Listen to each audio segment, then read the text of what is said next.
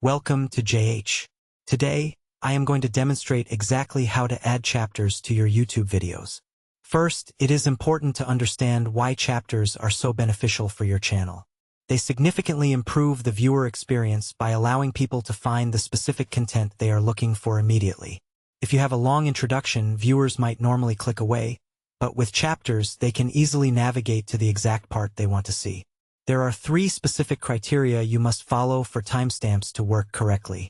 You need to include at least 3 timestamps in total. The very first one must be set at 0, and each individual chapter must be at least 10 seconds in length. Now, let's go through the step-by-step process of adding them. While on your channel page, click the Manage Videos button. This action will take you directly into the YouTube Studio. Once there, click on Content and select the specific video you wish to modify. Click on the pencil icon, which represents the Details section. To add your timestamps, you simply need to type them into the video description. Remember the first rule. Always start with 0 and give it a title, such as Introduction.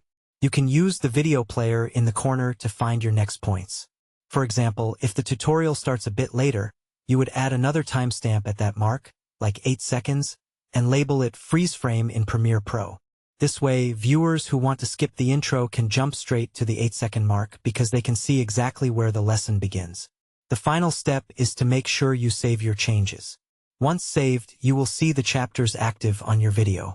That is the basic process for setting this up. If you are interested in further tips, watch my video on how to add end screens to your channel. Please subscribe and like this video if you found it helpful. I will see you next time.